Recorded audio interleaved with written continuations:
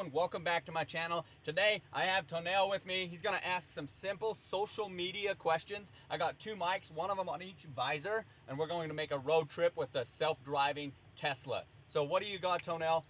How excited are you to be here? I'm really excited. What's up, everybody? We're heading to actually putting sign to an open house that we're gonna be hosting all week long. Steve Holm will be the main guy at the open house. We're gonna be talking about social media and see what you guys think. So Steve, I have a couple questions for you. I've seen you for the past couple years. You've been really everywhere on social media. I would say somehow popular on social media and even in real estate. How do you go about posting your content? A lot of people have a big fear, a challenge actually hitting the post button. Tonell, my number one secret is shortening the time between the time that the thought enters my mind to the time it is completely posted to the internet.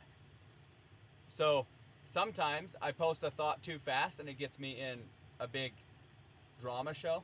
Yep. But many times I post the video as soon as I think about it. If I have a thought, hey, I wonder if people want to know what's going on here, then I pop out my phone, I have it posted in like 5 minutes. Okay. So if you sit there and think about something for a full day, and then you plan it for the next day, and then you actually try to do it, sometimes the opportunity's gone. Other times nobody's even interested anymore. Yep. Also, true. Another thing is you don't even have the same amount of motivation as you had in the moment. Oh yeah, that's true. So if you show up to a local event and you say, "What's up, everyone? I'm so excited to build a video. We're gonna be doing this, this, and this," and then you stutter in the video. So now you tell yourself, "Hey, I gotta go edit this video." Yes. And then what happens?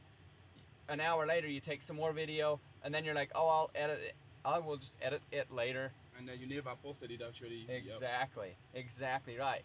So, end of the day, oh, you got invited to another party, so you don't have time to edit it. You know what I'm saying? So, we're literally stuck at the stop sign for like ever right now, but that's okay. So I try to take the video, hit post, and then move on to the next thought. You know what I'm saying? So if I have a real estate thought and a local event thought and then a local food store, a lot of people would make a perfect video including all three of them, and I'll just make 3 separate videos, and if I stutter, I just post it anyway. For example, you guys are watching 100% raw footage, 0 edits, guys. I literally cut the front off and the back off if it takes a little bit too much time entering the video. 0 edits. I don't do lighting, I don't do captions, I don't do... Only time I do... No scripting, nothing. 0 scripting. Unless a professional videographer wants to build a specific video, then we'll spend a few seconds on scripting, but most of the time just on bullet points. Also, I'm over 2,000 posts in, and so it's easy for me to build a script on the fly. Oh, yeah. I used to wonder what to say. I still did not build scripts, but I should have built scripts. So if you want to build a script, guys, ask AI, ask one of these large language models, all these chats, say, hey, give me a quick script bullet point for the red car that I just barely bought. And it's gonna tell you, talk about the wheels, talk about the engine, talk about the windows, you know what I'm saying? Yes. And then pretty soon you pop out your phone and you're like, it's got the big wheels, it's got the nice engine, you know what I'm saying? Yeah. And now you're just popping off bullet points, but you're not word for word scripting. Also, I have another question. What difference does posting did in your business? Did posting make a big difference in your business? In the first year of social media, I made $60,000 on commissions just because of the connections I made on social media. Not because I posted the video, but because I followed up in the comments and I had the conversations with every person that commented. That's exactly what makes the difference in my business. If I do the follow-up, people love to watch the videos. They're entertaining, all that stuff. That being said, it is so very powerful if you just follow up with people and say, hey, I noticed you made a comment that said, does landscaping help my sell? And what happens is that triggers in my head saying, this guy's interested in selling, you know? Yes. And then if I don't follow up, then you forget about it. You forget about it. From a personal standpoint of view, what is one thing that social media did difference in your personal life? Because I know you mainly do this for your business, but does it have an impact in your personal life too? It impacts my personal life in self-confidence, but also clarity of thought. If I don't have the thought clear, I try to stop and think instead of stuttering. I still stutter, but it's part of just being able to spit out information right now. I can just be like roll information after information so much faster today than I could 6 months ago. Yeah. You know, if you pointed at something, I could ramble about that for minutes. Mm-hmm. Where a year ago I would be like, you know, I better Google it. Give you the thoughts. Okay. I better ask somebody else, whatever. But it's helped me in my personal life when it comes to just clarity of thought, spitting out one clear message with start to finish. Okay.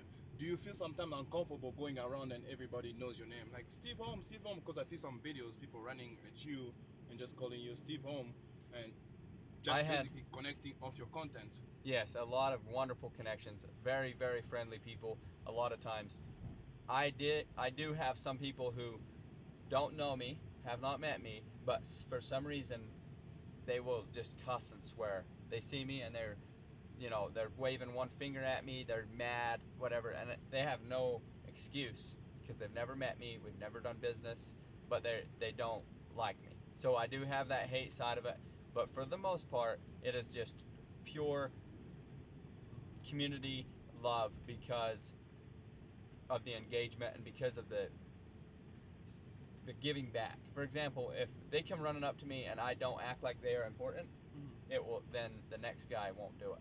But because every time somebody wants to get a picture with me, then I'm like, yeah, sure, you can get a picture with me. I'm not anything special.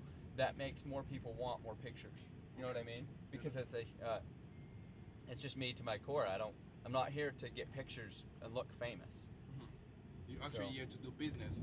That's one thing. What about the fear of being cringe on camera? Because even myself as a content creator, sometimes when you face the fear of being cringe because you want to post a piece of content that you genuinely love, but you feel like it's gonna be controversial or you're gonna receive some negative comment on it. What about that type of fear when you're dealing with a big audience? I'm scared right now. Okay. About this video. I'm scared too. And a lot of the reason I'm scared about this video is because I don't know who's going to watch it and what they're going to say. But that being said, I'm also excited about this video because there is somebody watching this video that truly wants to watch it. Yes. They want to know what Tonell and Steve are talking about. They want to understand what's happening in Southern Utah. They want to happen. All of that, they want to watch what's happening. See, I stuttered again. I'm not going to go cut this out. Again, that's me to the core. Yep. I'm not perfect, and I'll post about it. And also one thing which is actually interesting, I just switched to EXP under the Sam.Dot team, which means I'm part of Steve's Holm's team now. That means I'll be doing more content with Steve. We're going to try to give you guys as much value as we can as we're moving along.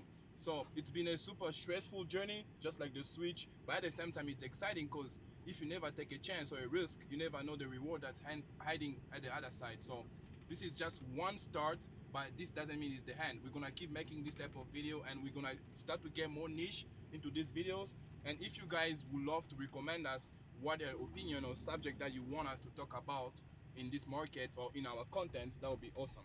What do you think, Steve? That's a good idea, guys. If you don't like what we're talking about, then comment what you want to hear instead of just commenting about how bad this is. Real quick, we're going to jump out and we're going to set down some open houses. We can talk the whole way. So, Tonell, will you carry the camera? Yep, I'll carry the camera. Make sure it's still video. I'll take this. Yep. Here. Yeah. As we're stepping out.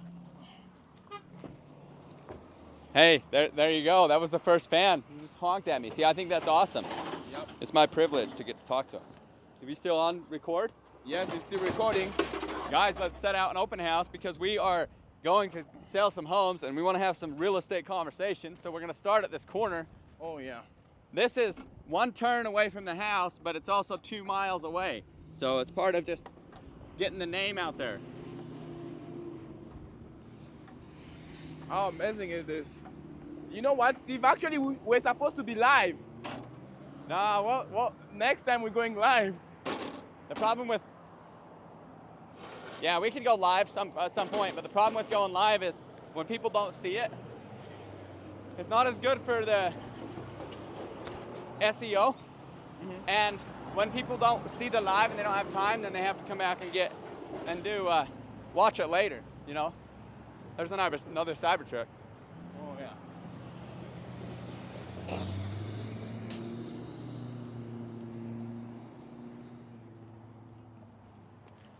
Would you like a water, Tanel? Yes, please. You see, he's even grabbing a cooler in the back of his truck. This is for the people that come to the open house that want a cold water in the summer. Oh yeah. Off we go. The first line is in place right here. All right. Tonell, Yep. is this your first open house ever? I would say yes. At EXP, this is my first open house ever. I have hosted one open house. Didn't go as planned, but I hope this one is gonna be definitely different, especially with Steve Holm. He has a ton of following and there's a bunch of people that come and show support. So this is gonna be a great turn down, to be honest. So we'll switch right over to thinking about open houses. The thing about open houses that changes the way I look at it is that you are not doing it for your past clients. Mm-hmm. You're doing it to meet new people that are just showing up in Cedar City and they just want to look at the real estate market. They don't want to sign agreements. They don't want to be here long. They just want to stop by, check it out. That's why I'm doing one every single day, is so that if you can't make it today, you know you can plan on it tomorrow. Okay. Another thing is, we're going to post videos while we're there. It's a perfect opportunity to post a ton of videos while we're there. Yes. Another thing, on top of that, you and I, we're gonna both make calls while we're at the open house. We're gonna follow up with emails. We're going to do business like as if that's even our office. Mm-hmm. So that's where the money is made, is in what you do with the small moments in life, not necessarily the big event, putting up the signs. That doesn't make the money. Yeah. Also, I have another question for you, Steve. How do you actually provide value to your customer when they show up at open houses? Because that's something that people may be wondering about. How is this gonna provide me some value if I'm trying to buy a house? If you're in the market to buy real estate in Cedar City, Utah, one of the biggest reasons to stop by open houses is to get an open your mind on opportunity, options, color code, different staging styles, different walls, different layouts in the homes. All these things are great. And also neighborhood. You can come visit the neighborhood, check out how it is, how does it feel, see inside of some of the homes, just so that you know the quality of the different homes around. Oh yeah, that's good. And which from your opinion, which neighborhood is best to host open houses, or which neighborhood do you think it's best for people to buy into right now in Cedar? The answer is that it depends. There are animal friendly, close to the mountain. There are out in the valley. There are less expensive. There are townhomes, apartments, condos, whatever. It depends. So if you're in the market for a single family, there's some great places in pretty much all sides of the town. We just have to figure out which one is available. So there's no clear answer on what you're asking. Oh, okay. And if somebody wants to buy a house right now, what would be the first step for them to take before even looking at houses?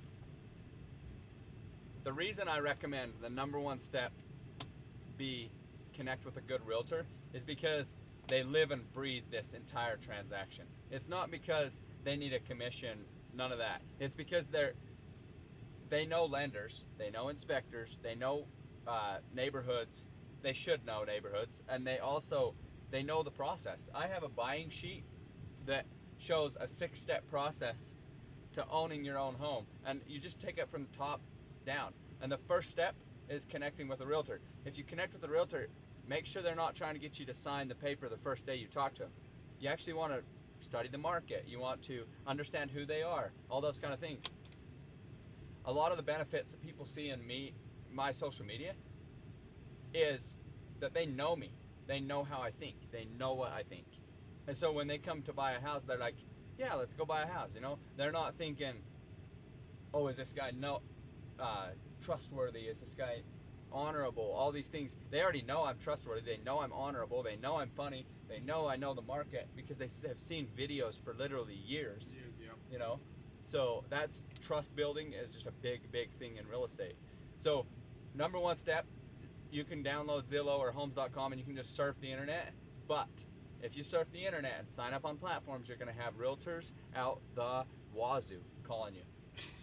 Okay? The best thing to do is call the realtor that you like the most and literally go look at stuff with them. Have them send you the stuff that matches your search the most.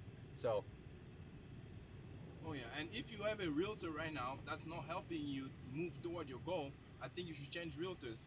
That should be one thing that people also mention.